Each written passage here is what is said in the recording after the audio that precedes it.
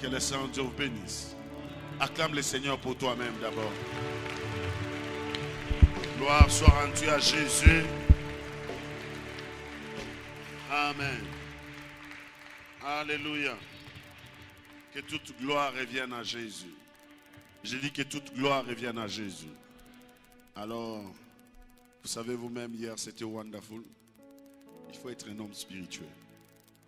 Il faut être un homme spirituel. Le jour mauvais viendra, mais tout dépend de comment tu as décidé de vivre ta vie. Si tu la vis sensuellement ou intellectuellement, tu en souffriras. Mais si tu la vis spirituellement, tu transcenderas. Je pensais que tu allais dire un bon amen. Alors c'est ainsi que sans plus tarder, nous allons inviter cet homme exceptionnel, profond dans la parole, puissant dans la parole. Nous disons le pasteur Pierre Distingué Kambala. Pendant que ça avance, est-ce qu'on peut le recevoir avec joie et avec amour? Wonderful. Alléluia, alléluia. Hosanna, Jésus est Seigneur. Acclame pour lui, acclame pour lui. Nous acclamons pour Jésus avec un peu d'exagération. Il est digne de recevoir les acclamations plus que ce que nous faisons dans les stades. Il est digne. Alléluia. Et merci beaucoup, homme de Dieu. Merci maman, merci à tous les serviteurs. Merci aussi à vous, peuple de Dieu. Un jour, les enfants de Dieu se sont réunis. Ils étaient là. Dans le livre de Job 1, j'étais choqué que ce jour-là, Dieu a remarqué seulement Satan.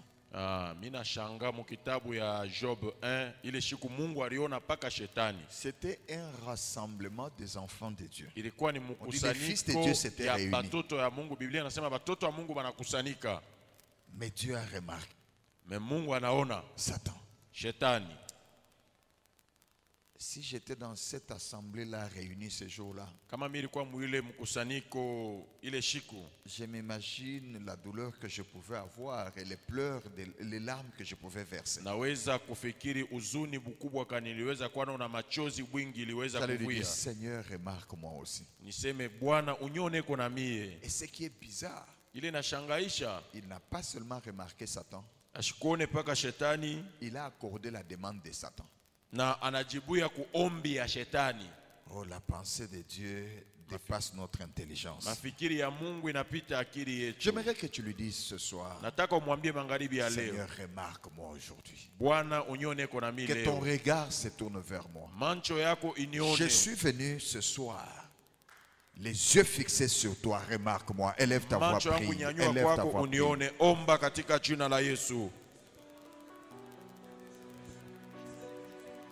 Alléluia.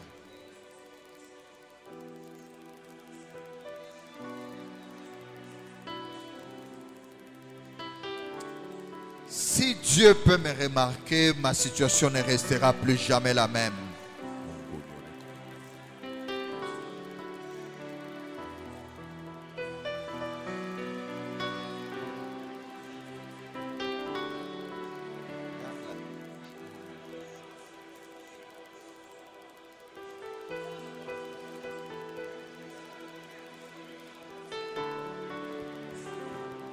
Abba, Father. Merci.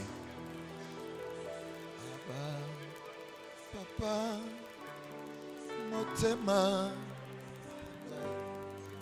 Itondi, Sami, Aposa, Ayoe. Abba, Papa, Molema, Nangai. Eso kanga Olukayoe Anakutikateo Kotamola nayo Osamote mananga Kolanda Kolanda yoe Anakole mateo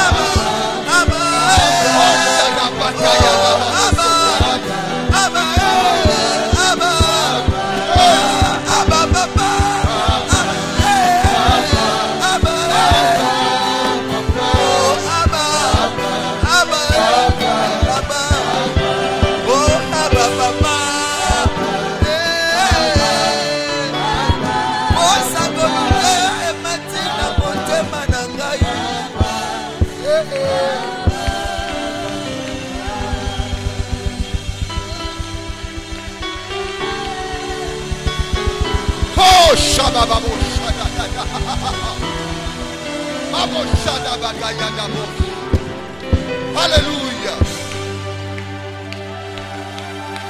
Notre Père,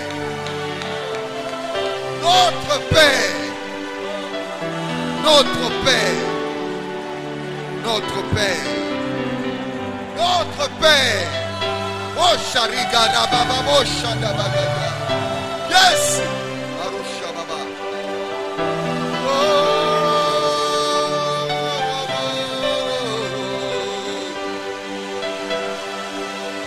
Alléluia. Alléluia.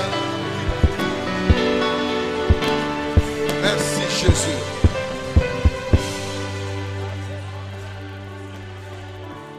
Tu nous as rachetés à un merveilleux prix.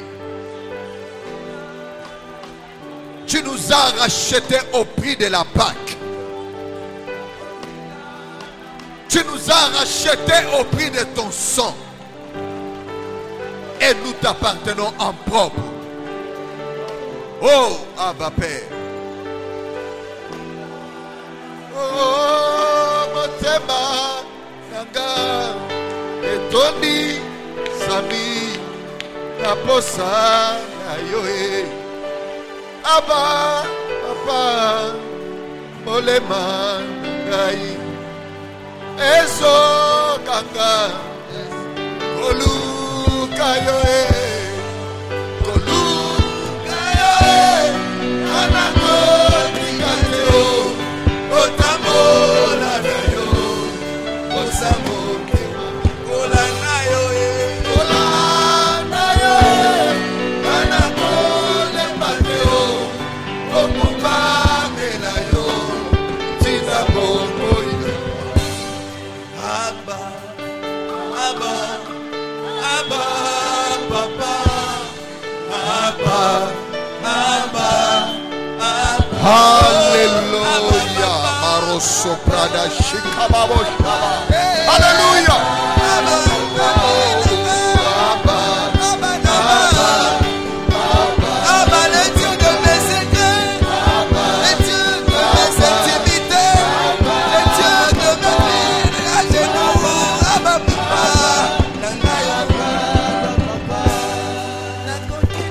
Jésus, nous savons une chose. Arriver à tes pieds par l'adoration, c'est la plus grande élévation que nous pouvons connaître. Merci de nous ouvrir cette brèche d'adoration. Merci de nous accepter dans ta sainte présence, Seigneur. Oh, de tout cœur, de tout cœur, de tout cœur. Et de toutes nos âmes, nous voulons nous approcher de toi. Dans ce monde pervers, nous avons choisi ta voie. Pas parce que nous étions meilleurs, mais parce que toi, tu nous as élus. Merci pour ce privilège, merci pour cette grâce. Hallelujah. In Jesus' name. Oh.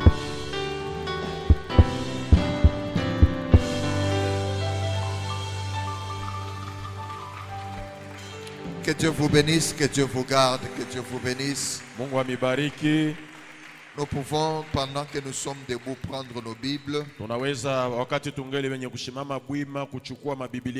Marc chapitre 8. J'espère que chacun a sa Bible. J'ai l'habitude de ravir de bonnes choses qu'il y a sur les gens quand ils n'ont pas la Bible. Parce qu'aujourd'hui, il y a des Bibles même de 200 francs.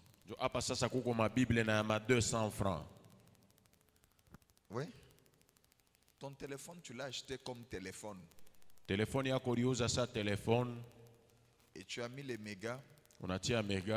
Lui, second là, t'as coûté, je crois, c'est 7 ou 9, 9 mégas ou quelque chose. Louis second là, il coûtait tout 9 ou 7 mégas. C'est moins de 200 francs.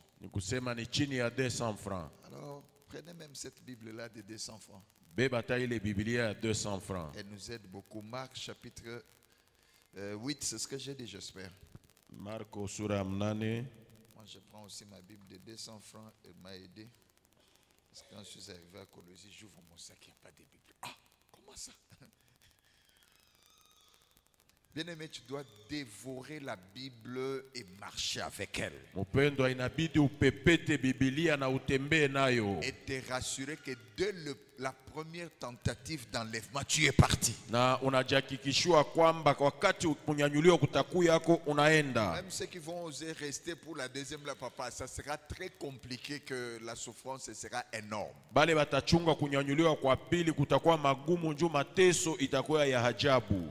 Es-tu sûr que si Jésus venait maintenant, tu vas partir? Amen. Faible. Est-ce que tu es sûr que si Jésus venait maintenant là, tu vas partir?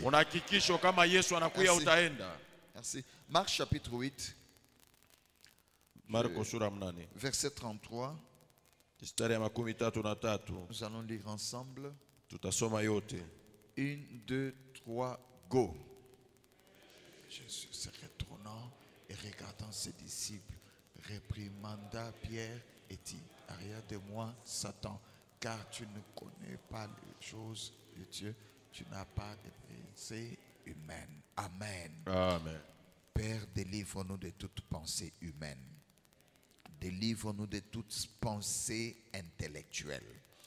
Laisse au Père que l'aspect spirituel puisse prendre les dessus, mais qu'aucune pensée ne soit capable de bloquer le passage du spirituel vers le physique, parce que tu veux que nous soyons une église glorieuse que tu viendras reprendre au nom de Jésus.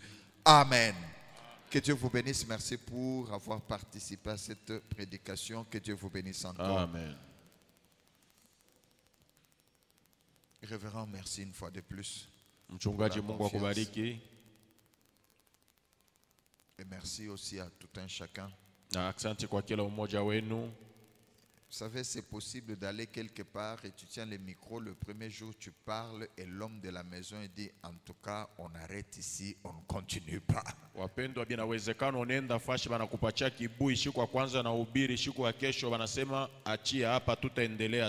Et même ici, c'est possible. Parce que vous avez un père qui veille sur la bonne santé de ses enfants. Et il n'aura pas froid aux yeux si on vient raconter des histoires et s'il va dire: en tout cas, on est désolé, ça s'arrête ici, redonne-moi mon micro.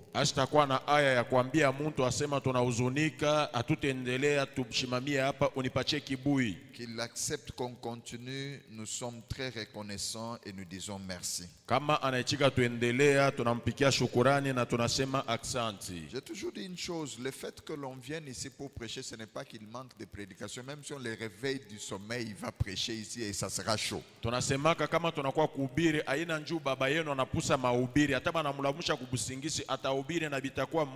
Je connais de quelle école il est. On peut les réveiller du sommeil, inventer un sujet, il va dire quelque chose et ça va nous bénir.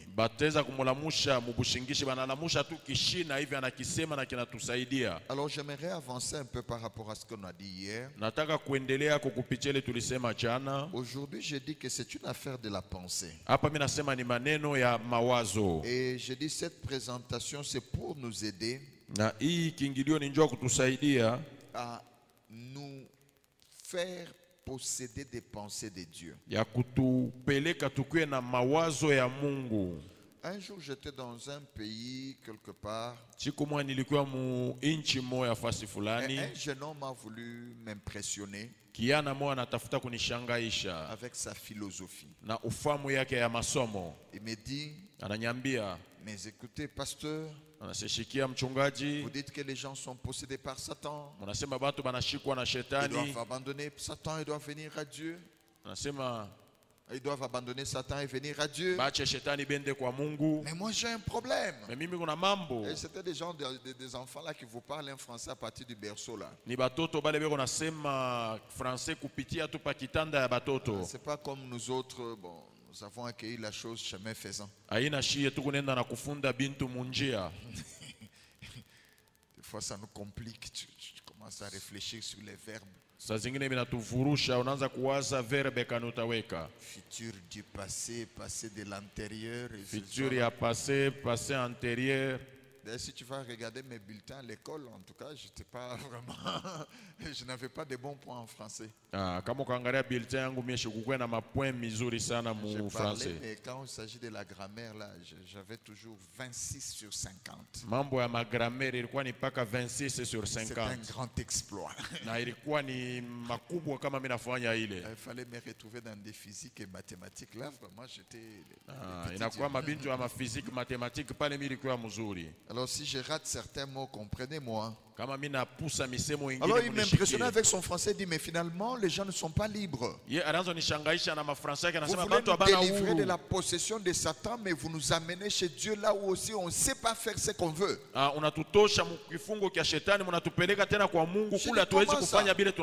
C'était la première fois que je me rendais compte que je suis véritablement esclave du Seigneur. Je lui ai dit petit, écoute, je préfère être esclave du Seigneur que d'être esclave de Satan. Le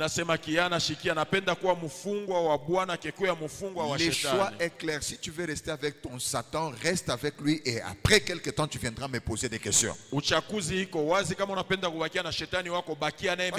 savez, il y a des pays là qu'on essaie d'encourager les gens à ce qu'ils appellent free thinking. Donc penser, être libre dans la pensée.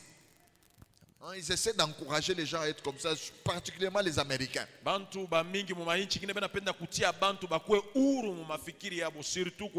Et vous trouvez quelqu'un qui préfère être un électron libre pendant que Dieu le veut dans une famille.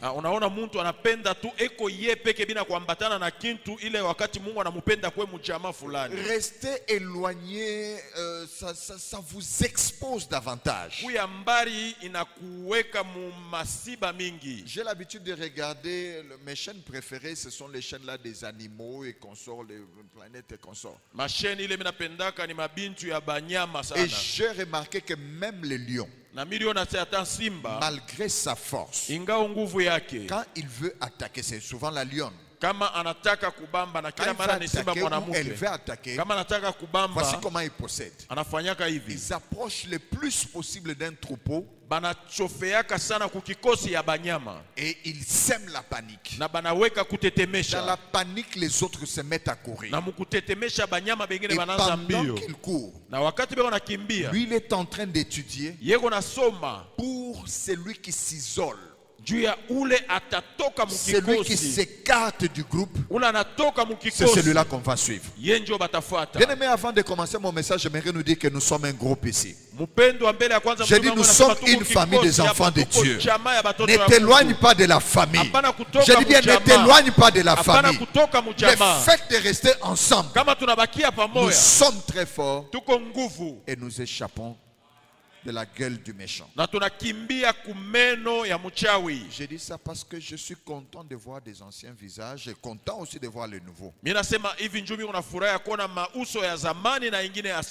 ma prière ce matin, c'était que Seigneur, les nouveaux là, quand je reviendrai encore, que je les trouve encore et encore et encore. Est-ce que nous pouvons faire de grandes églises ici au Congo? Entrons dans les églises et restons dans les églises. Parce que les gens viennent par des motifs spirituels à l'église.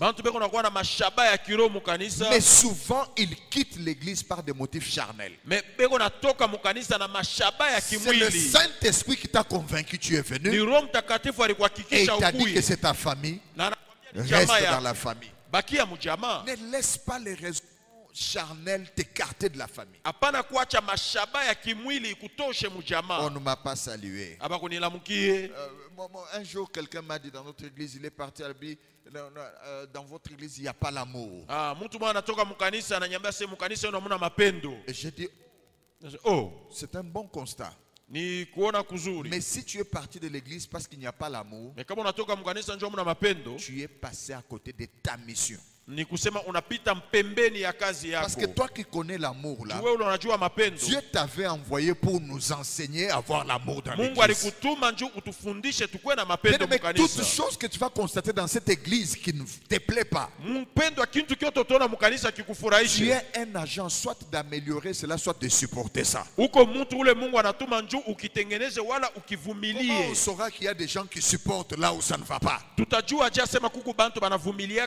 Parce que j'ai dévancé un peu mon message dans le cas où j'oubliais, comme ça tu retiens déjà. Tu dois corriger ta pensée. Les pensées humaines et charnelles, les pensées intellectuelles ont éliminé le plan de Dieu avant de les voir s'exécuter.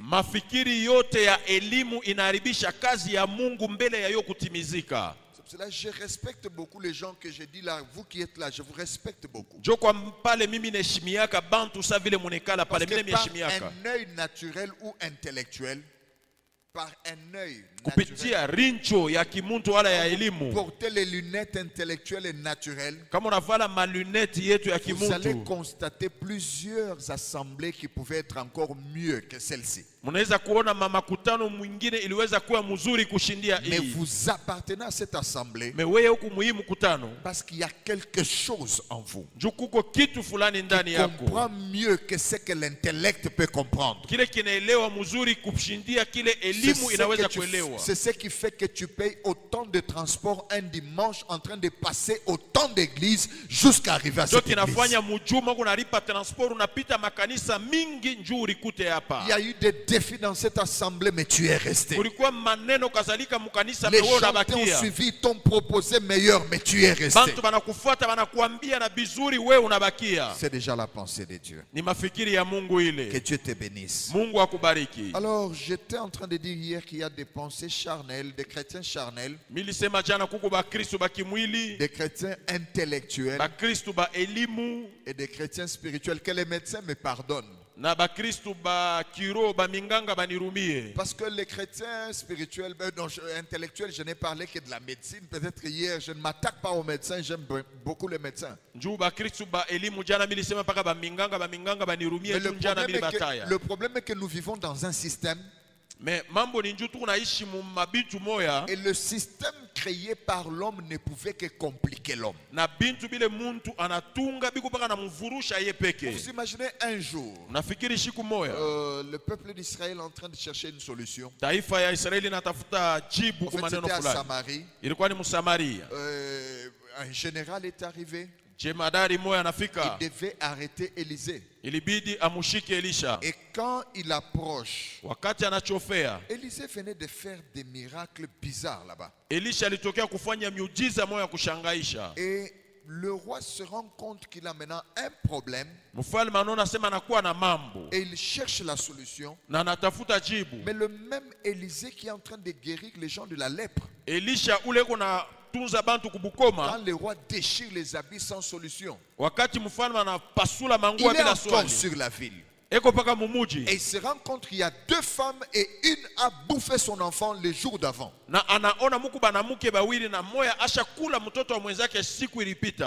En fait, même cette histoire de femmes qui ont bouffé l'enfant, c'est une affaire de pensée. Laissez-moi ouvrir cette parenthèse. Cette femme a mangé son enfant. Ce n'est pas parce qu'il y avait la famine. Oui, je peux te le démontrer par la Bible. Et ce qui me fait mal est qu'elle a mangé son enfant à la veille de la solution. À 2 jours vraiment de la solution.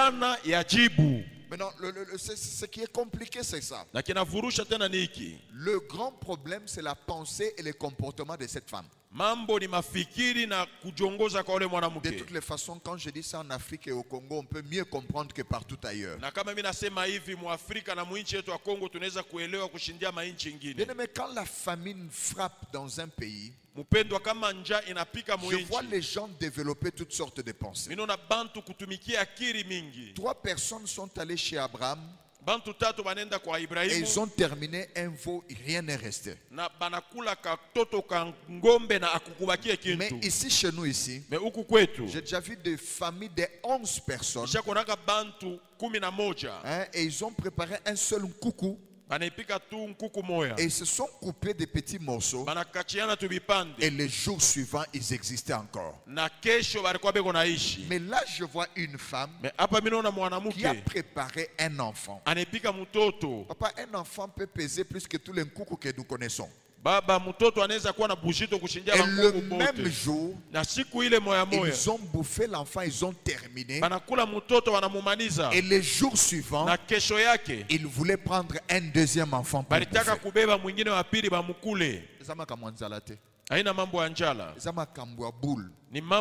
Bien-aimé, ne bouffe pas ton avenir maintenant. J'aimerais dire à quelqu'un, tu dois couper ta veste selon ta taille. Ne bouffe pas ton avenir maintenant. C'est comme ça les jours suivants quand ils viennent. Le roi envoie qu'on prenne Élisée. Et Élisée regarde. Il dit, demain, à la porte de Samarie. À la porte de Kolwezi. C'est Kolwezi, c'est ça la ville. Merci. Les 25 kilos de farine 25 kilos ya bunga sera à 1000 francs. Batayujisha ku 1000 francs. Cet homme regarde au verset 2, il regarde l'homme de Dieu en face. Pakistari ya pili ule mtu anaangalia mtumishi wa Mungu kwa uso. Il dit, même si le Seigneur ouvrait les fenêtres dans le ciel, anasema hata Mungu anafungula madirisha ya mbinguni, telle chose n'arrivera pas. Bien-aimé, il y a des gens jusqu'aujourd'hui à l'église qui ont ce genre de pensée. Cet homme est capable de croire que le Seigneur peut ouvrir les fenêtres dans le ciel. Ça veut dire que c'est un chrétien quand il chante. Nous disons que nous servons un Dieu capable. Les dieux tout-puissants. Il chante aussi que Dieu est tout-puissant. Il chante aussi que Dieu est capable.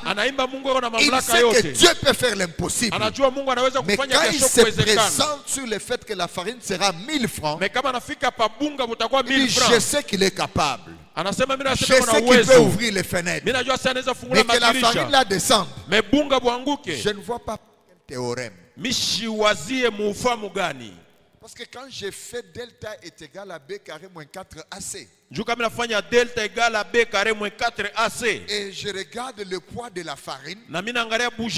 J'analyse le temps de production. C'est maille moisson, récolte, séchage, et je regarde minoterie. Dans ma réflexion là, quelque chose ne colle pas. Alors des fois les pasteurs sont en train de dire certaines choses, tu me regardes, moi tu dis que je vais prospérer. Est-ce que tu connais de quelle famille je viens? Il ne parle pas de l'église, mais seulement quand on dit quelque chose qui va au-delà de l'information qu'il a, ça lui pose problème. Alors je me retrouve ici dans le cas de Pierre. Il marche avec Jésus-Christ. Et à un certain moment, Jésus est un véritable faiseur de miracles. Chaque fois qu'il dit quelque chose, ça se réalise. Il n'a jamais été embarrassé par quoi que ce soit. Il parle durement aux pharisiens et aux docteurs de la loi. À tel point que tous les disciples ont attendu en lui un chef politique qui va renverser la captivité romaine. Et d'ailleurs, pour empirer la chose, Jésus retourne et il regarde ses disciples. Qu'est-ce que les gens disent que je suis? Et directement, chacun commence à parler. Ils disent que tu es ceci. Les autres disent que tu es Élie. Les autres disent que tu es un des prophètes. Les autres disent que tu es Belzéboub. Les autres disent et les autres. Il dit c'est bien facile de dire ce que les autres disent. Vous maintenant, qu'est-ce que vous dites? Là tout le monde, silence radio. Seul Pierre, il s'élève. Il dit, tu es le Christ. Tu es le oint. Tu es le Fils de Dieu. Tu es le Sauveur du monde. Tu es le Dieu vivant. Il dit Pierre, ce que tu viens de dire là, ça ne vient pas des hommes. Ça vient du Père. Alors tu es Pierre. Sur toi je bâtirai l'église.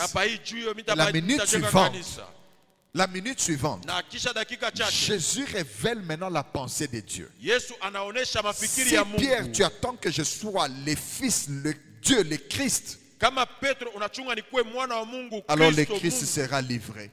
Et il sera tué. Et il sera malmené. Alors là, la façon dont on connaît un chef dans la tête de Pierre est directement troublée. Un fils de Dieu, on ne peut pas le tuer. Un fils de Dieu, on ne peut pas le livrer. Mais comment tu es en train de dire ceci? À peine tu venais de me dire que j'ai la révélation. Et tu te permets maintenant de dire que cette révélation-là, tu vas être... Non, non, non, non. Ça ne peut pas passer. Il les tire à côté. Il dit, tu ne dois pas parler comme ça. C'est là que Jésus se retourne. Il lui dit quoi? Et ce qui me choque, il lui dit ça en présence. Il dit, il a d'abord regardé les disciples. Et il a dit à Pierre. Ça veut dire que c'était en présence des disciples. Et il a appelé qui? Satan. Je prie que le Seigneur nous donne des chrétiens comme ça. Parce que Jésus, c'est toi qui connais que Jésus est Jésus. Les gens qui le suivaient là, c'est toi qui connais parce que tu vis après la croix. Tu vis après la résurrection. Quand on dit Jésus, tu connais que c'est le Fils de Dieu. À son époque, ces gens-là n'avaient aucune preuve que c'était le Fils de Dieu. Ils ont vu seulement un jeune homme né d'un charpentier. Et il était là, il est en train de se promener le long de la rivière. Il dit, suis-moi, je ferai de toi. Et ces gens ont commencé à suivre. C'est lui qui certains d'autres aujourd'hui ont difficile à suivre malgré la révélation que nous avons. Je ne sais pas si je pose une base qui va aider quelqu'un. Dis à ton voisin, c'est toi qui connais que Jésus est Jésus.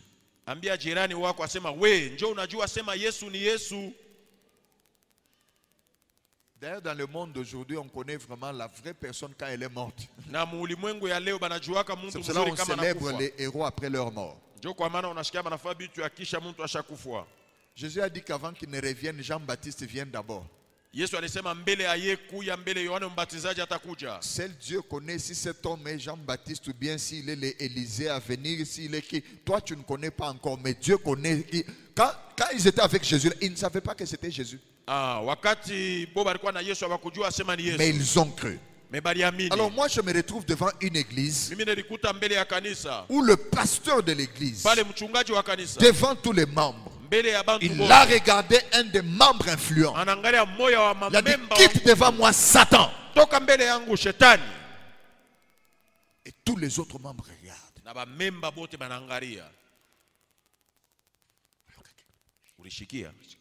Tu as entendu? Tu étais à l'église hier. Hey. Et lui, il était là. On l'a appelé Satan devant tout le monde. Mais il est resté. Il est resté. Bien-aimé, c'est une grande bénédiction que de retrouver une place de ta bénédiction. Mais c'est une grâce que de demeurer à ta place de bénédiction. Je dis à quelqu'un, cet endroit, c'est un endroit de bénédiction. Satan ne sera jamais content que tu restes ici. Il va organiser des personnes qui viendront avec des exhortations solides pour te faire partir. Mais aujourd'hui, l'église que Jésus veut reprendre, c'est une église de chrétiens forts. C'est une église de chrétiens spirituels. C'est une église de chrétiens que si son pasteur lui a parlé durement, il ne cherche pas la faute dans le pasteur, mais il regarde qu'est-ce que je vais améliorer davantage. Laissez-moi parler de ces choses dures ici. Parce que le Seigneur m'a averti, les gens quittent les églises pour des raisons bidons et Satan est en train de se réjouir. Arrière de moi Satan. Et Satan Yewan. Il est passé à l'arrière de Jésus. Il a dit arrière là, ça ne veut pas dire quitte. Mais ça veut dire l'Éternel est mon berger. Qu'il soit devant et moi je serai en train de suivre. Qu'il soit devant et moi je serai en train de suivre. Et quand il va regarder derrière, Satan est toujours en train de suivre. Il a la capacité de transformer les Satan en un ange. Moi je ne partirai pas, je resterai. Seigneur, chez qui irons-nous? Vous savez, quand il pose la question chez qui irons-nous, il a déjà considéré la possibilité de partir. Mais après avoir analysé, et il regarde encore là-bas, la conclusion est unique. Moi, que je suis Satan là, je vais rester ici. Je vais rester ici. Ma vie va changer ici. Alléluia. Amen. Alors c'est la parenthèse que je fais maintenant. Jésus lui dit ceci. Si je t'appelle Satan, ce n'est pas parce que tu as des cornes. Ce n'est pas parce que tu as la queue. Mais il y a un problème. Tes pensées. Tes pensées. Bien aimé, je ne savais pas que les pensées peuvent faire de quelqu'un un Satan. Tu peux être un homme de prière. Oui, ce n'est pas de ça qu'on parle. Tu peux être un homme intelligent. Ce n'est pas de ça qu'on parle. Tu peux être fort physiquement. Tes pensées. Les pensées peuvent estropier un homme fort dans l'intellectuel. Les pensées peuvent mettre par terre un homme fort physiquement, mais il devient faible à cause des pensées. C'est pour cela Proverbe chapitre 4 verset 23 il dit ceci. Prends garde à ce que tu penses au fond de toi-même. Prends garde à ce que tu penses au fond de toi-même. C'est plus important que tout car ta vie en dépend. Ta vie dépend de la façon dont tu penses. Et verset 7 dit, tel qu'un homme a pensé dans son âme, tel il est. Alors nous devons veiller sur les pensées. Parce que quand Dieu veut nous corriger, il nous montre un principe simple. Et il va dans Ésaïe chapitre 55.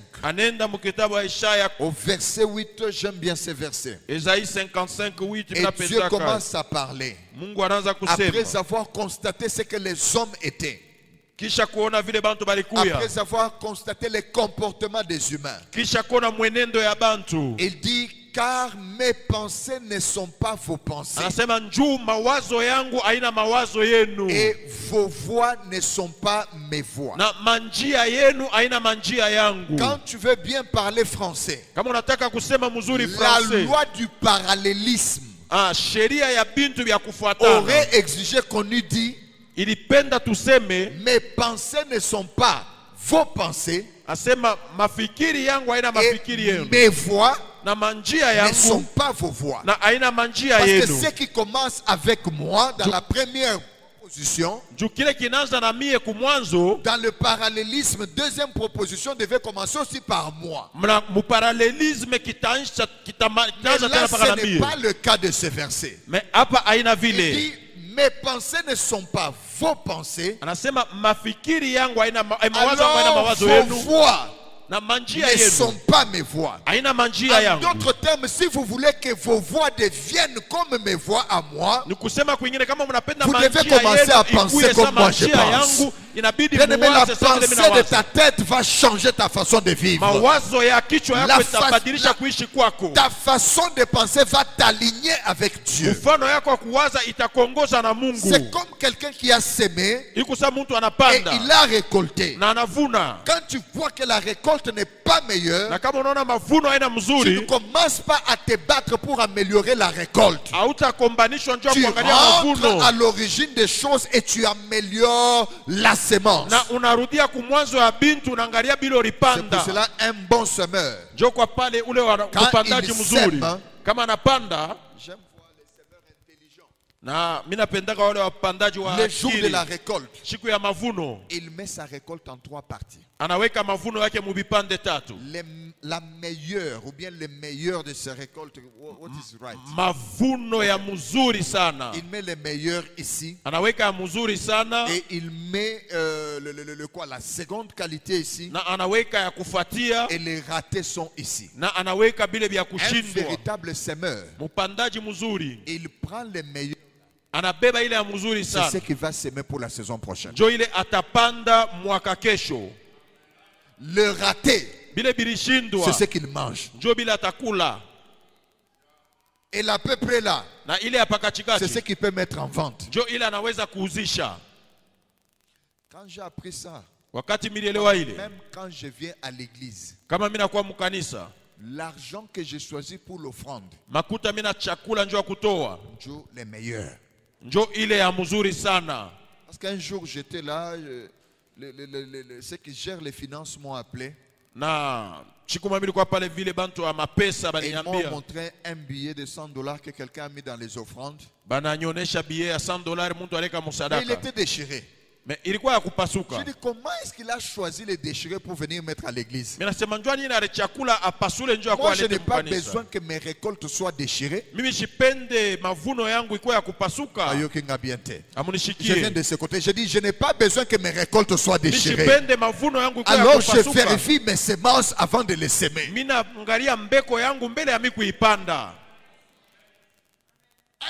Cultivateur, il ne bouffe pas les meilleurs. Si tu bouffes les meilleurs, tu as abîmé les choses.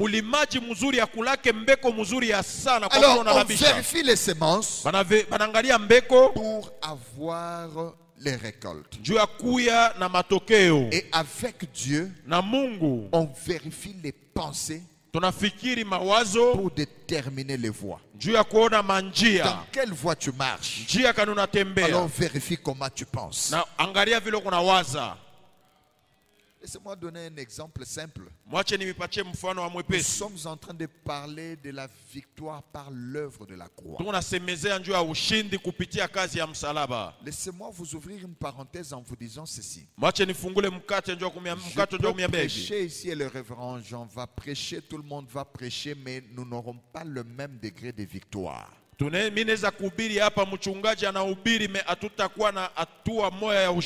que nous sommes un esprit composé, disons, vivant dans un corps et possédant une âme. Alors le filtre, les filtres va faire passer de l'esprit au physique. C'est ta pensée. Laisse-moi te dire ceci. J'aime bien quand je donne cet exemple qui m'avait beaucoup aidé. Nous sommes dans ce séminaire pascal.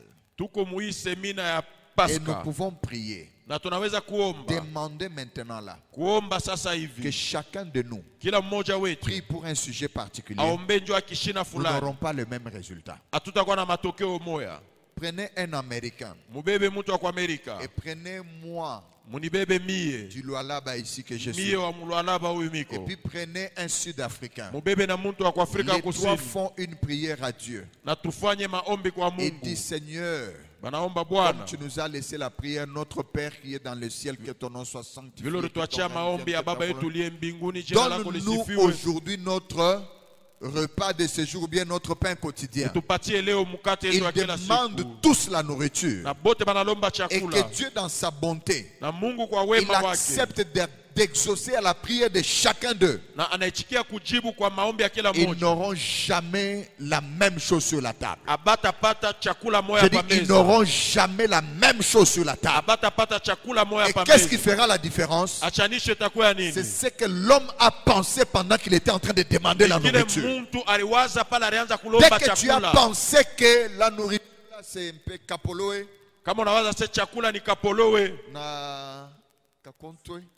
na bunga ya nchenge, bunga ya nchenge, na ngai et de l'eau, na mai. Je te dis, quand Dieu va exaucer dans sa bonté, c'est ce que tu auras sur la table. Mais l'Américain là qui demandait aussi la nourriture, lui il est en train de penser à autre chose. Poulet à la moambe, poulet fumé, poulet grillé, papa, tous les poulets là en un seul jour à la table. Nous dans notre pensée, mais ça c'est un gaspillage. Mais lui dans sa pensée, c'est tout ça à la fois. Ajouter un verre de jus à côté, une bouteille d'eau par là, et à la fin il y a la salade au thon.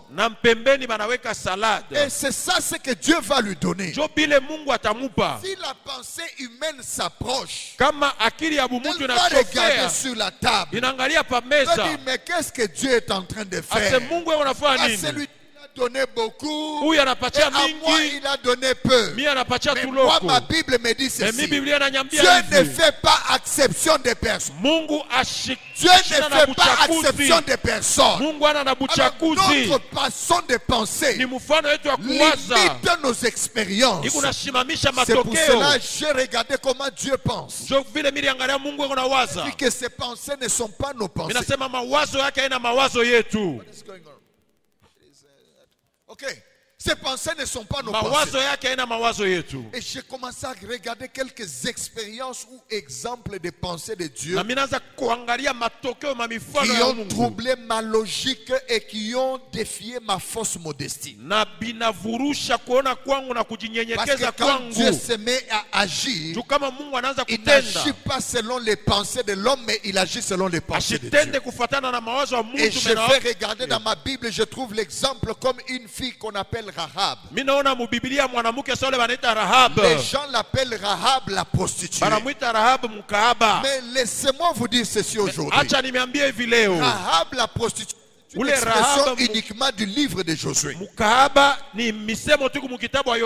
que d'après la pensée de Dieu, il n'a jamais vu cette fille comme une prostituée. Dieu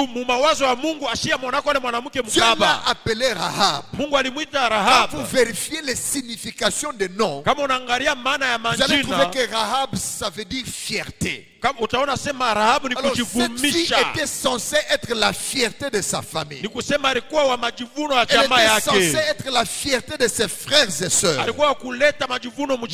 ne sais pas quelles sont les circonstances qui ont entouré sa destinée. Au lieu de la fierté, elle s'est retrouvée, elle était la honte. Parce que nous avons aussi nos frères et nos sœurs. Ce n'est jamais une fierté d'avoir une prostituée dans la famille. Même si elle était dans ma famille à moi ici, connaissant que je suis pasteur, quand je suis en train de passer sur la rue et que les gens voient que pasteur passe et en face ma soeur la prostituée est en train de venir, je serai obligé de ne même pas la saluer parce que ça va faire l'identification et le conformisme. Alors je vous présente une fille qui était abandonnée de sa propre famille. La famille était dans la honte de la voir dans cette famille. Et puis ce n'était pas n'importe quelle prostituée. Je ne sais pas si je peux me permettre l'expression, mais de dire que c'est une prostituée professionnelle. Et un jour, quelque chose de bizarre s'est passé. On connaissait que Rahab n'était pas prostituée sur la rue, mais elle avait une maison où les hommes arrivaient. Et un jour particulier, les gens de la ville ont regardé. La prostituée ce jour-là ne prenait pas un homme. Alléluia. Elle ne prenait pas un homme, papa. Ce jour-là, deux sont entrés. Et les gens ont regardé. Elle ne prend plus maintenant un seul homme. Elle commence à prendre deux à la fois. Non, mais les gens pensent, hein, je vous dis. Les gens ont des pensées, je vous dis. Mais ces hommes-là qui étaient entrés ce jour-là, ils étaient à deux. Et c'était un scandale au pays. C'est pour cela directement le roi a su qu'il y a deux personnes qui sont parties. Alors les deux étaient là. Mais dans cette maison-là, en cette nuit-là, ce n'était pas une affaire de sexe. Ce n'était pas une affaire de prostitution, mais c'était une affaire d'alliance. Je dis c'était une affaire d'alliance. Laissez-moi couper l'histoire. Elle a traité l'alliance avec ces gens. Et ces gens lui ont dit, la personne qui sera dans cette maison, le jour que nous allons venir détruire la ville, cette personne-là sera sauvée. Mais si la personne n'est pas dans la maison, quand nous venons détruire, son sang sera sur lui-même. Je m'imagine un peu comment la scène s'est passée. Les espions sont partis et Rahab sort. C'est la prostituée de la ville. Et tout le monde est en train de regarder. À combien de niveau qu'on soit double. Et elle sort. Elle va vers son père. Papa, un malheur va venir sur la ville. Je vais prophétiser sur la vie, ta vie, papa. Je vois un malheur en train de venir sur notre ville. Et le Seigneur, le Dieu d'Israël, m'a fait signer une alliance. Papa, si tu viens dans ma maison, tu ne mourras pas quand le désordre va venir. Et il a regardé sa soeur. Ma soeur, toi aussi, viens. Elle a oublié les insultes que les autres étaient en train de l'insulter. La prostituée de la famille est devenue sauveur de la famille. Il y a des choses que Dieu fait qui troublent notre entendement. Parce que la pensée de Dieu n'est pas notre pensée. Et je m'imagine certains de ses frères ont regardé. Qu'est-ce que tu as à nous dire? D'ailleurs, tu fais la honte de la famille. Dans cette maison-là, la maison de prostitution, là où tu prends les hommes là là-bas. Et dernièrement, tu en as pris 2. Tu fais que moi qui prie Jéhovah, que je viens d'entrer dans cette maison. C'est une maison souillée. Bien-aimé, je vais te dire quelque chose. Ne limite pas Dieu. Parce que Dieu peut prendre d'une maison souillée et faire de cela une maison de salut. Dieu peut prendre une prostituée et faire d'elle un sauveur de sa famille. Ne me saisissez pas mal. Mais j'aimerais te dire quelque chose. Quand il s'agit des choses de Dieu, ne limite personne. Il y a des hommes que nous avons éliminés dans notre vie parce que nous n'avons pas pensé comme Dieu pense. Il y a des gens qui sont partis de cette église parce qu'ils n'ont pas pensé comme Dieu pense. Quand on était encore chez les anciens combattants là-bas, ils ont regardé, ils n'ont vu rien de bon. Mais le Seigneur était en train de préparer cette beauté. Ceux qui avaient la pensée humaine sont partis. Ils ont cherché à critiquer les pasteurs. Mais le Dieu de gloire voyait plus grand que ce que nous voyons aujourd'hui. Je dis pas la pensée de Dieu. Ceci n'est que le début. Si jamais Jésus n'est revenu, il y aura un méga church en cette place. Il y aura un méga temple en ce lieu. Parce que les sentiers des justes est une lumière resplendissante. Cette lumière-là ne diminue pas. Elle va passer de ce que nous avons vers une plus grande lumière. Je prophétise une grande lumière dans ta vie. Je prophétise une grande lumière dans ta vie. Personne ne pouvait lui donner la chance. Mais Dieu savait que c'est la fierté. Elle fera la fierté de sa famille. Pas seulement Dieu s'arrête là-bas.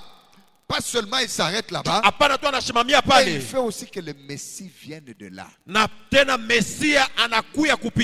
Quand nous analysons les pensées de Dieu, sache une chose. Il y a des choses qui ne vont pas frapper ta logique. Il y a des choses qui sont irrationnelles selon ta pensée. Mais Dieu fera quand même ces choses-là et il restera Dieu. Ce n'est pas parce que Dieu a fait quelque chose qui est impopulaire, c'est comme ça qu'on dit, des décisions impopulaires, j'ai entendu ça dans la politique. Il restera Dieu. J'ai dit, il restera Dieu. Alors je vois une chose. Quand j'analyse les pensées de Dieu, ça me dépasse. Et Dieu veut que nous pensions comme lui. Parce que la pensée de l'homme limite l'homme. Écoutez ce qu'il dit dans Éphésiens. Béni soit le Père de notre Seigneur Jésus-Christ qui nous a bénis de toutes sortes de bénédictions dans les lieux célestes. Il n'a pas dit qu'il nous bénira. Et il dit qu'il nous a bénis. Comme quand l'homme de Dieu a parlé. Demain à la porte de Samarie, voici ce qui va se passer. Dès qu'il a parlé de cela, c'est déjà dans le passé. Et c'est lui qui a refusé de croire. Quel a été son sort? Il a dit, tu les verras, mais tu ne goûteras pas. Bien-aimé, les pensées des gens ont empêché plusieurs de goûter. Pourquoi cette histoire de pensée? Qu'est-ce que ça a à voir avec notre séminaire de Pâques? Parce que la Pâques ou l'œuvre de la croix est spirituelle. Alors quand l'œuvre de la croix est spirituelle, tu dois connecter au spirituel pour avoir le bénéfice de la croix. Et si la victoire vient par l'œuvre de la croix, la seule forteresse qui peut empêcher la manifestation de cette victoire, c'est ta pensée. Je ne sais pas si je parle à quelqu'un. Je dis, il n'y a pas un diable quelque part. Mais ta propre pensée. Oh, come on. Les disciples, ils savaient que Satan est quelque part. Il a la queue, il a les cornes, il a les dents. Ils étaient en train de rechercher. Ils disaient, un jour, On verra comment le maître va les boxer. Mais ce jour-là de Marc chapitre 8 verset 33, il leur a montré Satan. Il a dit ce sont tes pensées. C'est cela dans les combats spirituels. L'apôtre Paul dit ceci: nous combattons dans la chair, mais nos armes ne sont pas charnelles. Mais ces armes sont renforcées par Dieu pour renverser. Pour renverser quoi? Les raisonnements. Bien-aimé, quand Dieu a parlé, arrête avec ton raisonnement. Comment on dit ça en français? Lean not on your own understanding. Ne te fie pas à ta propre... Je ne sais pas comment, j'ai oublié ce verset-là. Mais écoutez, quand Dieu a parlé, mets ton intellect à côté. Quand Dieu a parlé, mets tes origines à côté. Quand Dieu a parlé, mets ton diplôme à côté. Je vous ai déjà défini le diplôme, c'est un papier signé par un païen.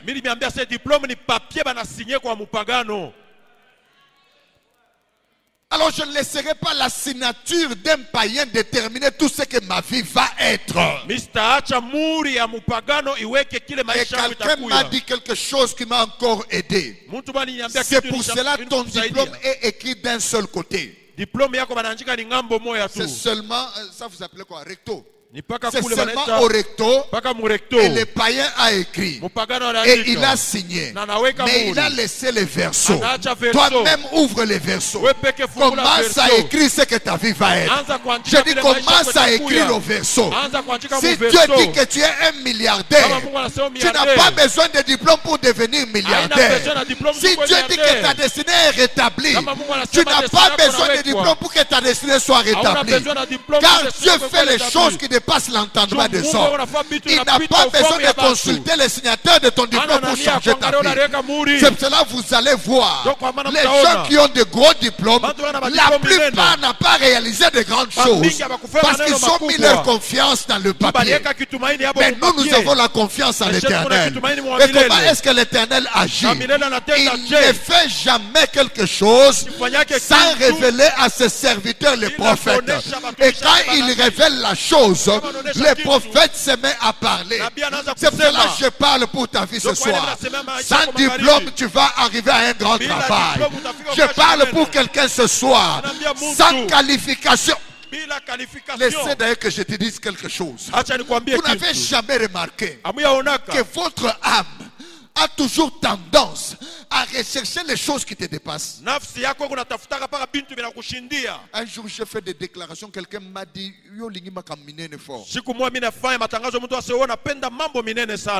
alors pourquoi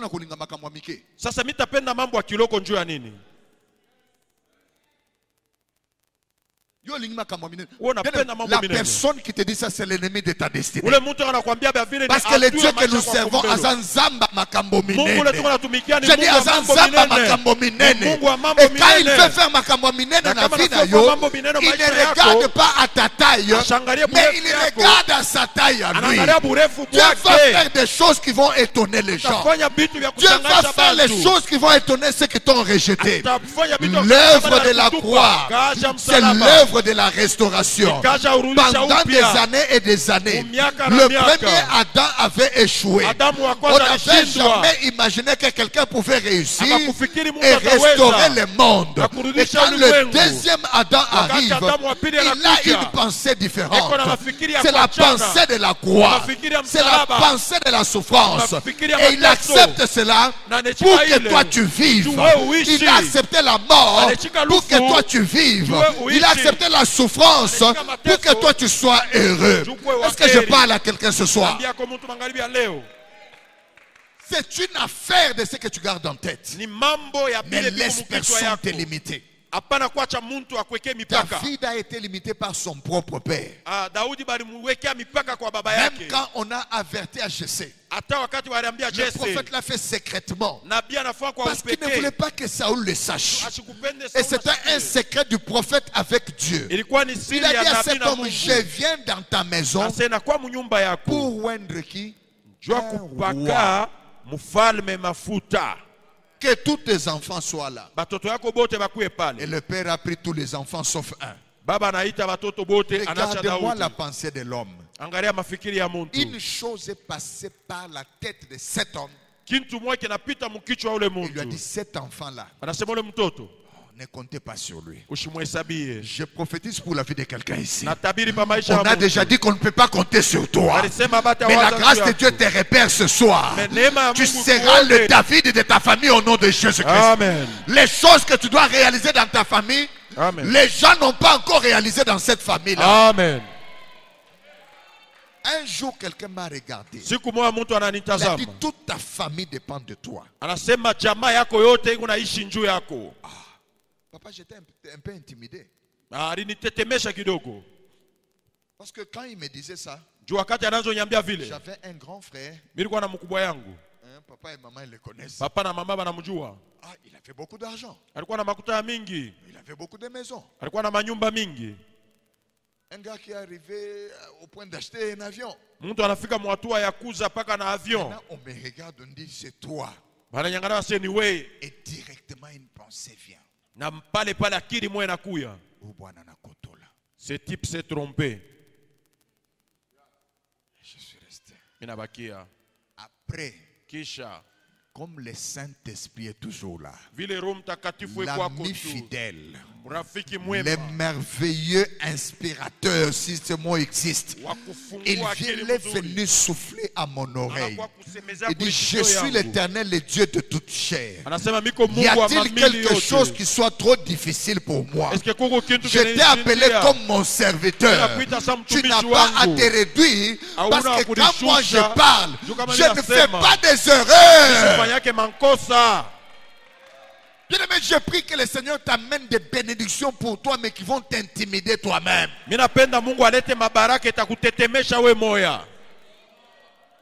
Et alors j'ai commencé à lui dire, Seigneur, merci de m'avoir gardé comme une personne de petite constitution. Parce que quand je me mets dans ce gros véhicule-là, les gens ont tendance à dire, est-ce que c'est pour lui ou bien c'est pas pour lui? Que mon Dieu te donne des bénédictions qui ne te ressemblent pas. Je dis que Dieu te donne des bénédictions qui ne te ressemblent pas. La pensée humaine va regarder.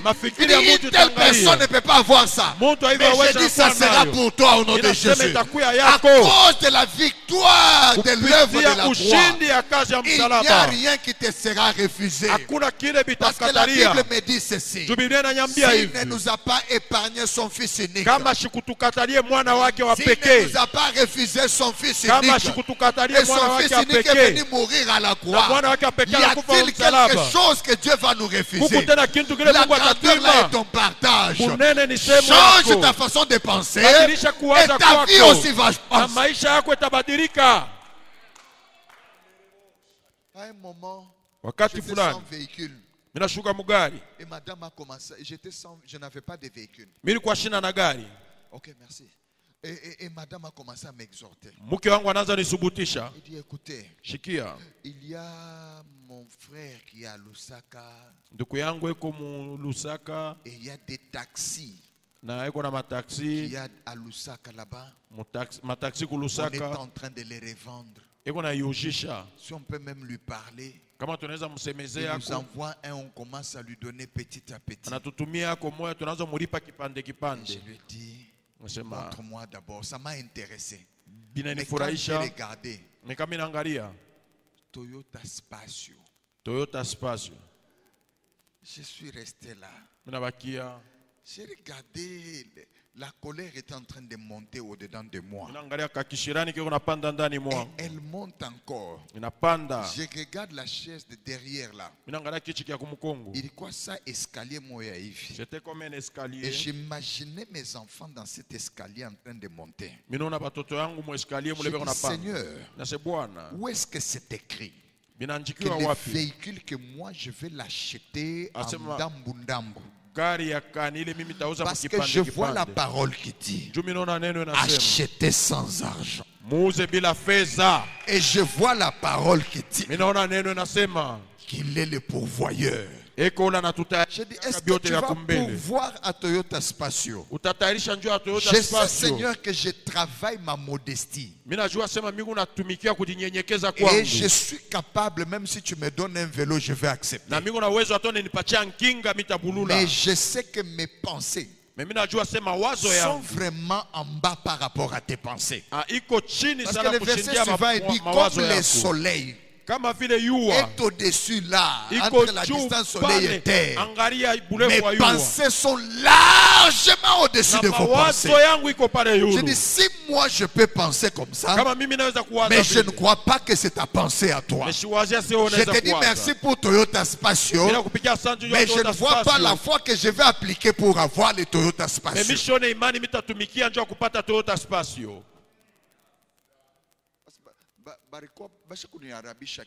J'avais déjà la tête troublée.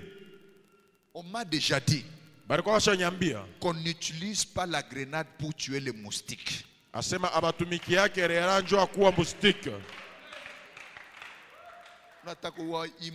ça, hein? Ouais. Dans la maison et tu prends une grenade.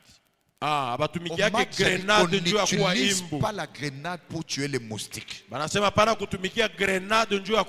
la même façon, on n'utilise pas la foi pour les petites choses. La foi, c'est la force qui peut déranger le monde. Par la foi, Dieu a créé le ciel et la terre. Et moi, je vais prendre la foi pour l'utiliser dans Toyota Spatio. Ce serait insulter mon Créateur. Je vous dis la vérité, ne vous trompez pas. Je marche. D'ailleurs, il y a des jours où je me réveille chez moi à la maison, je laisse les véhicules, je dépose là-bas, je vais monter dans les minibus. Je ne travaille pas pour les richesses doivent me suivre et je m'adapte. Et quelqu'un m'a vu dans les minibus. Hé papa, tu es dans les minibus. J'ai dit oui, c'est moi. Ce n'est pas mon ange, c'est moi. Et ça fait un problème que je monte là. Je monte. La seule chose qui m'a fait stopper les minibus, papa. Dieu m'a dit, ne monte plus. Et moi, je ne comprenais pas.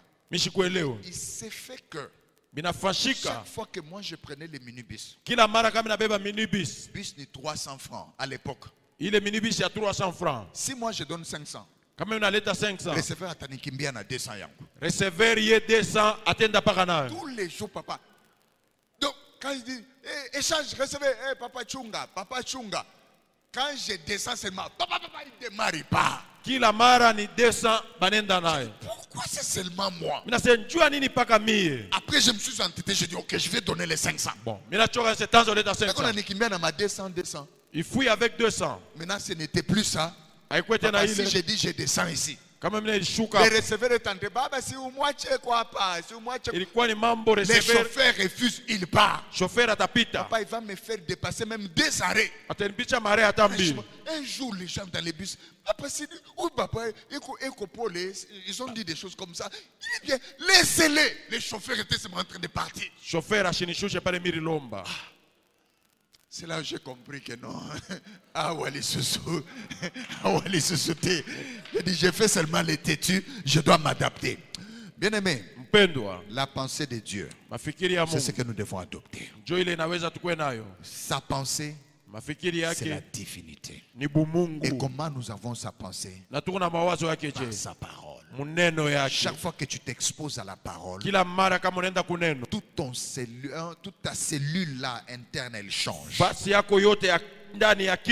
L'homme fonctionne comme un ordinateur. Ce que tu lui donnes, c'est ce qui te redonne. C'est pour cela qu'il a dit depuis l'époque de Jean-Baptiste. Non. Depuis aussi longtemps qu'il y a le soleil et la terre là. La loi de semailles et moissons ne s'arrêtera pas. Si tu te réveilles un matin, tu vois que tu es sur terre. Cette loi fonctionne. Et si un matin tu te réveilles et tu n'es pas sur la terre, mais tu regardes par la fenêtre, tu vois la terre qui existe encore quelque part, cette loi-là fonctionne. Les semeurs sèment la parole. Acte 4, verset combien? 14. Les semeurs sèment la parole. La parole qui est semée en toi, c'est ce qui change ta vie. C'est pour cela je veille sur les paroles que j'écoute de tout mon cœur, parce que je sais que c'est en train de façonner ma vie. Comme mon père le disait un jour et j'ai retenu. Prenez un mécanicien. Prenez un mécanicien. Avec ces salopettes de mécaniciens. Attends, mon mécanicien m'a dit un mot dernièrement. Chikalapa. Et Chikalapa dans ses ongles. Et il a toute la saleté avec lui. Il ne connaît que les clés 10 et les clés 20. Il ne connaît que les vilebrequins et les pistons. Prenez-le aujourd'hui. Allez l'inscrire dans la faculté de médecine. Chaque jour, il commence à aller dans la classe. On commence à lui parler. Mais cette fois-ci, les professeurs qui sont devant ne sont pas professeurs de mécanique, mais ce sont des professeurs de médecine. La première année, il écoute. La deuxième année, il écoute. Il prépare ses TP, il va répéter à la maison. La troisième année, il écoute. Au bout de ces 6 ans, il ressort là-bas. Il n'y aura plus rien de mécanicien en lui. Il va prendre le corps humain. Lui qui craignait de se blesser dans la mécanique, cette fois-ci commence à déchirer le ventre des gens. Pourquoi? Parce que quelque chose est entré en lui et ça s'appelle la parole de la médecine. Chaque fois que tu viens à l'église et tu t'exposes à la parole, même si tu étais un bon à rien, même si tu étais rejeté, même si tu étais abandonné, mais expose-toi à la parole et te mets encore la parole. Dans la retraite, la parole. À la maison, la parole. Dans les chansons, la parole. Au bout d'un certain temps, c'est un Dieu qui va sortir là-bas. Parce que la divinité va s'installer en toi. Quand nous venons, nous avons la pensée spirituelle et nous corrigeons notre âme pour voir les résultats dans le corps.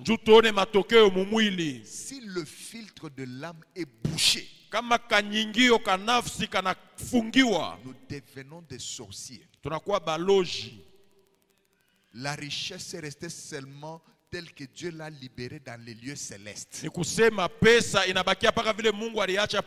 qui va faire que tu vas voir quelqu'un en esprit, il est riche,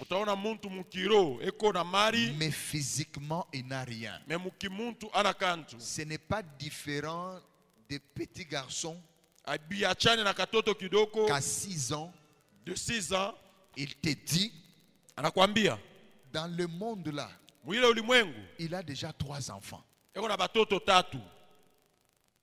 Vous ne voyez pas les enfants. Vous avez déjà entendu ça?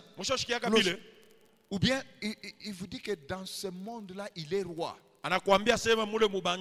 Mais ici, il a la gale. Il est resté riche spirituellement. Mais le filtre n'a pas fait passer ça. Les chrétiens, nous devons nous réveiller et réinstaller notre unité centrale. C'est là où Romains 12 il dit ceci. Laissez-vous transformer par le renouvellement.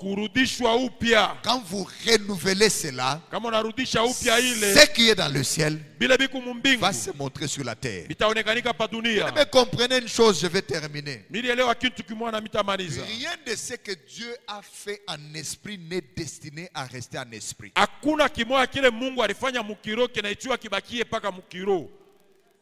Je reprends.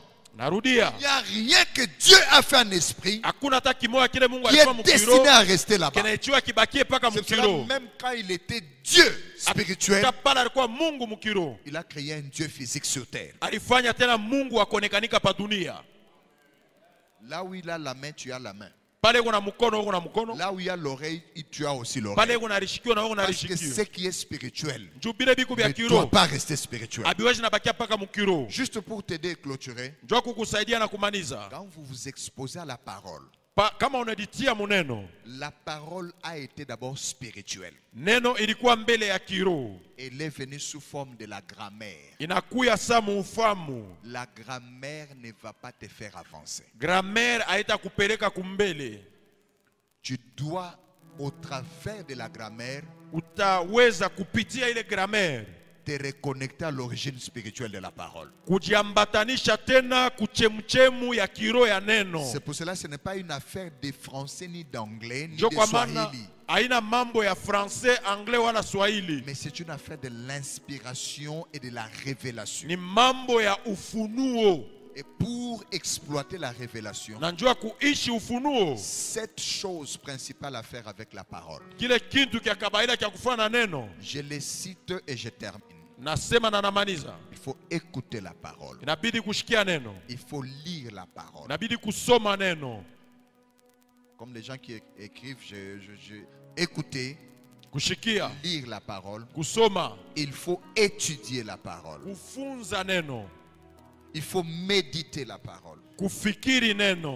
Et quand vous méditez, vous arrivez même à mémoriser la parole. Et ce que vous avez mémorisé, vous déclarez cela.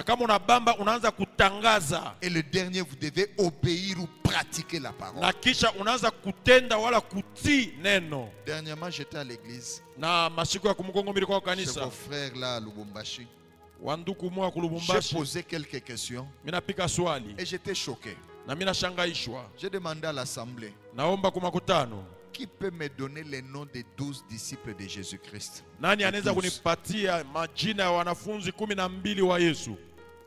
J'ai dit, celui qui connaît les noms des 12 qui lève la main. J'étais choqué. Et c'était une poignée de gens.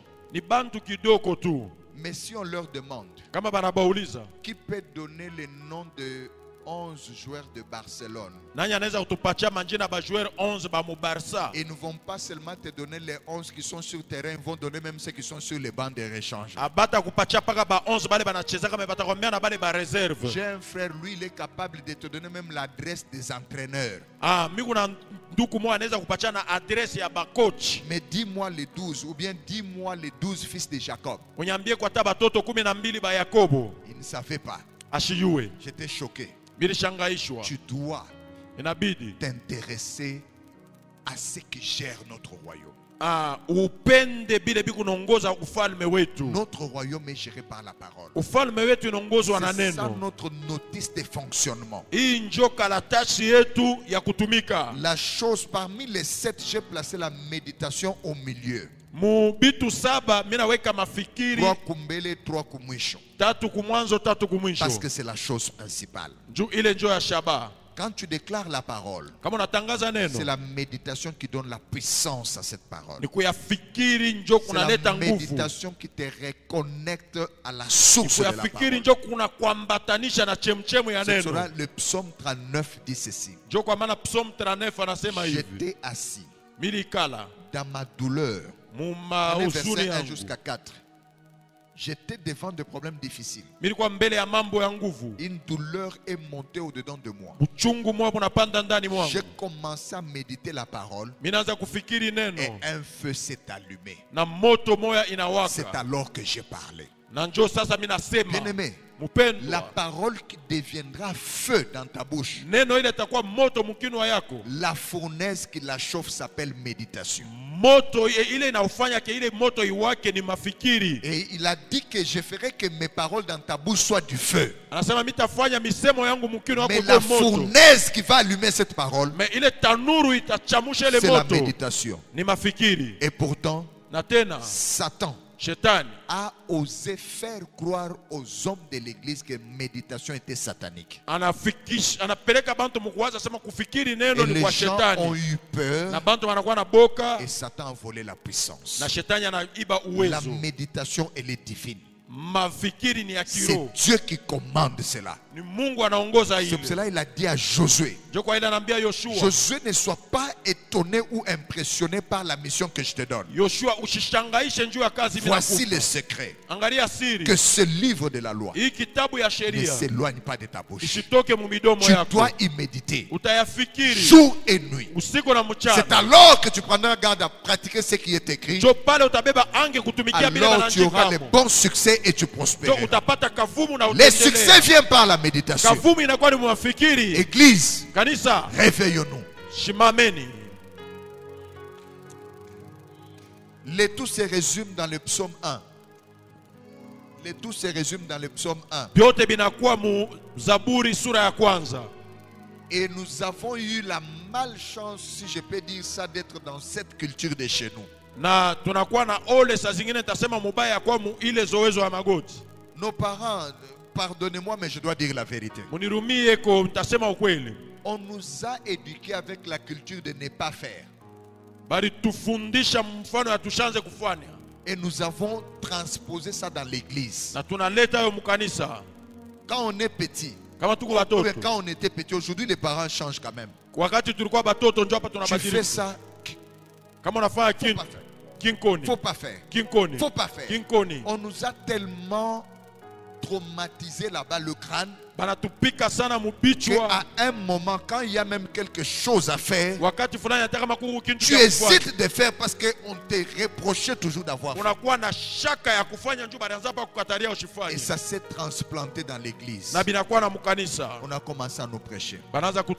Bienheureux l'homme qui n'est pas dans les conseils des méchants. Voyez déjà la phrase. Il n'est pas. Ce qu'il ne faut pas faire. Il n'est pas sur le banc de moqueurs.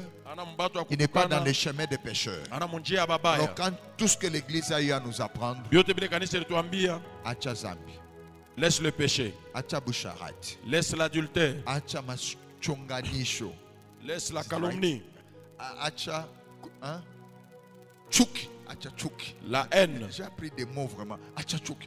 Et nous sommes restés dans le Hatch. Mais la Bible ne s'arrête pas dans le Hatch. Après avoir dit ce qu'il ne faut pas faire, on nous dit ce qu'il faut faire. Le deuxième verset dit, mais qui a son plaisir dans la loi de l'Éternel et médite cette loi jour et nuit. Et 3 donne les conséquences.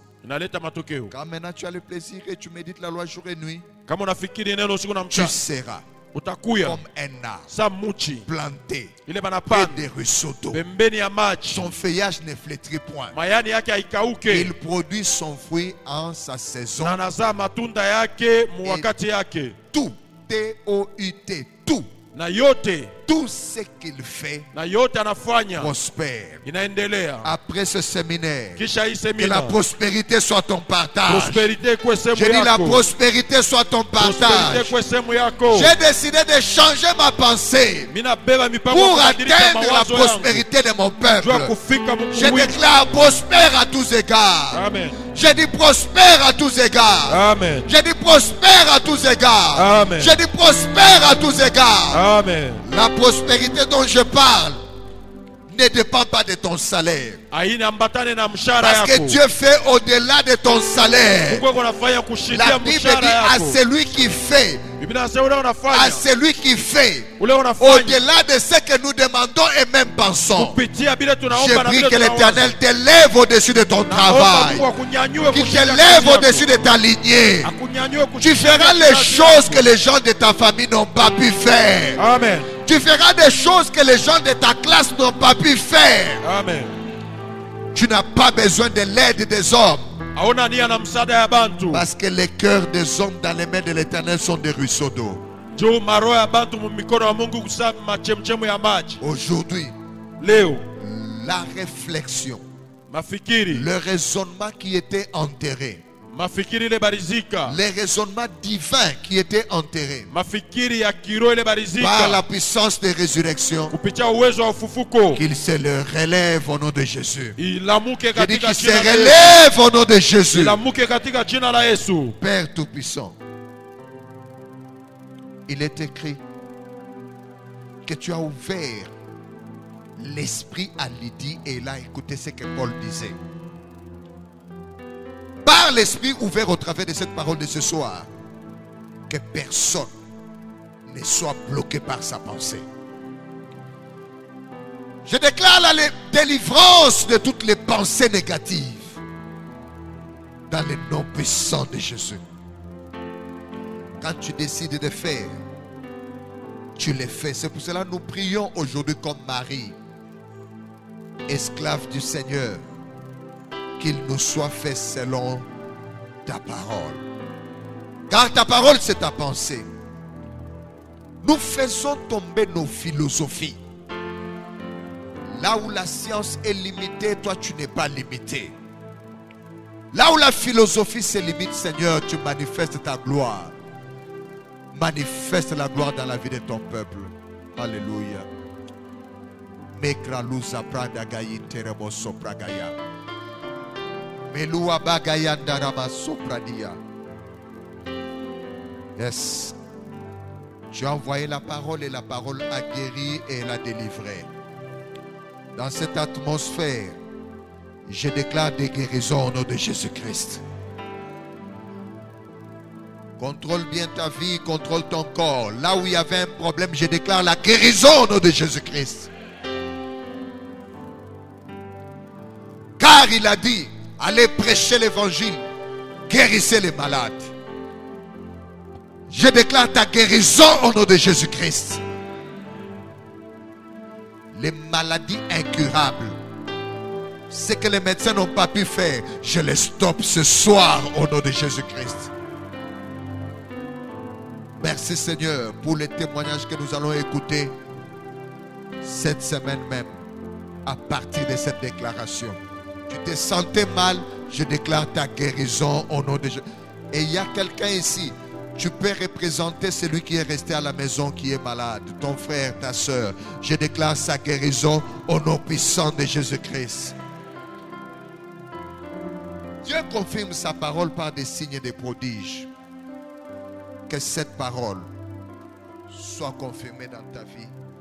Au nom de Jésus. Amen. Amen. La victoire par l'œuvre de la croix, c'est une victoire qui est censée se manifester dans la vie de tous les chrétiens.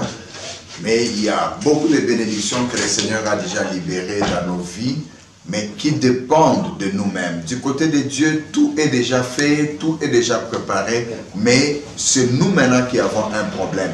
Et le seul problème, le sérieux problème qui dérange l'Église aujourd'hui, c'est nos propres pensées. C'est comme ça que nous avons exploité quelque chose de très sérieux et un avertissement à tous les chrétiens, parce que nos propres pensées peuvent faire de nous des satans sans que nous puissions le savoir. Dans Marc chapitre 8, le verset 33, Jésus a dit à Pierre, arrière de moi Satan. Et pourquoi l'a-t-il appelé Satan? C'était à cause des pensées que Pierre avait eues à cet instant-là. C'était les pensées qui s'opposaient à la croix, les pensées qui s'opposaient à l'œuvre de la croix. Et aujourd'hui, si nous devons obtenir la victoire par l'œuvre de la croix, nous devons veiller sur nos pensées, comme le dit Proverbe chapitre 4, verset 23. Il dit, prends garde à ce que tu penses au fond de toi-même, c'est plus important que tout, car ta vie en dépend. Alors pour améliorer nos pensées, nous devons en toute conscience et faire ce travail de s'exposer à la parole de Dieu qui va nous reprogrammer, comme le dit Romain, soyez renouvelés, soyez transformés plutôt par le renouvellement de votre intelligence. Pour cela, nous devons avoir une relation intime et sérieuse avec la parole, et pour ça, cette chose principale à faire avec la parole, il faut lire la parole de Dieu, il faut écouter la parole de Dieu, il faut étudier la parole de Dieu, il faut méditer sur la parole, on arrive à mémoriser aussi la parole et on déclare la parole, et enfin il faut pratiquer la parole.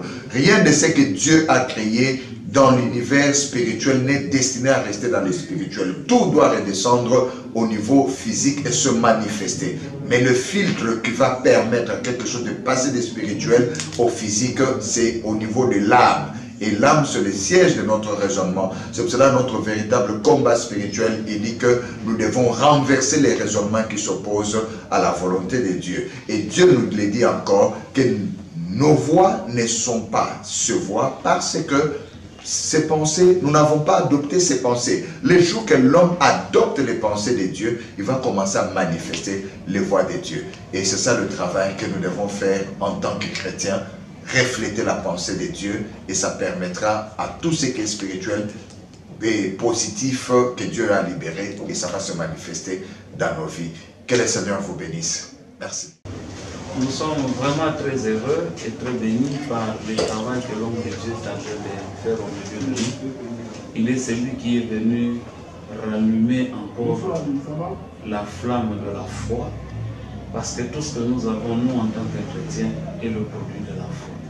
Alors il faut que nous puissions avoir la foi active pour que nous puissions accéder à ce dont nous avons besoin. Un travail de haute facture que l'homme de Dieu, les pasteurs distingués, Pierre, est en train de faire au milieu de nous. Et nous sommes en train de bénir le Seigneur pour cela.